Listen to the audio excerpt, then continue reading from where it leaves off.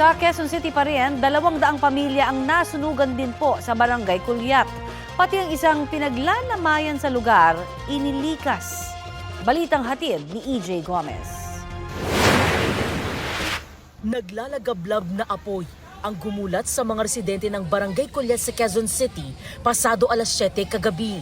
Dikit-dikit at gawa sa light materials ang mga bahay, kaya mabilis na lumaki ang sunog na umabot sa ikalimang alarma. Hindi bababa sa 100 truck ng bombero ang rumisponde. May mga transformer at poste ng kuryente ang nadamay. Yung umuusok pong transformer, naagapan naman po natin siya. Sa supply po ng tubig, wala po tayong problema. Masikip lang po talaga yung daan papasok dun sa loob sa area. Kinailangang gumamit ng self-breathing apparatus ang mga bombero dahil sa kapal ng usok. Ang ilang residente halos walang naisalbang gamit. Lumabas pa ako ng pintuan.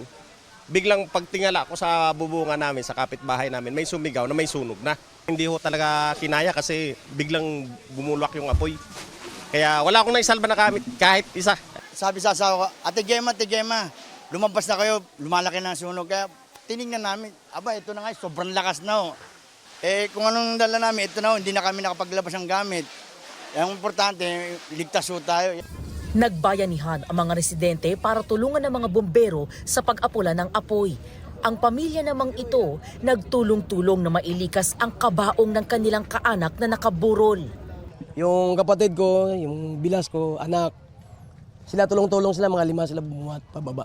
Mahirap siyempre, mabigat sa loob natin, siyempre bahay mo yun eh. Basta importante ligtas ang pamilya namin. Ayon sa barangay, abot sa 200 bahay ang natupok ng apoy. Tinatayang 200 pamilya o 1,000 individual ang apektado. Sobrang nakakahindik kasi 5th alarm. So, ang daming mga na talagang kagaya niyan o taga City Hall umiiyak. Wala talaga siyang na save kasi pauwi pa yung yung mga nanay, mga tatay. May isa akong batang nahawakan. Hinahanap namin sa Facebook yung nanay niya kasi hindi niya makontak. Naiwan niya yung cellphone. Buti nakita nung isang ninang. Sa evacuation center ng barangay, nagpalipas ng gabi ang mga apektadong residente. Inaalam pa ng BFP ang sanhi ng apoy. Gayon din ang pinsalang dulot nito. EJ Gomez, nagbabalita para sa GMA Integrated News.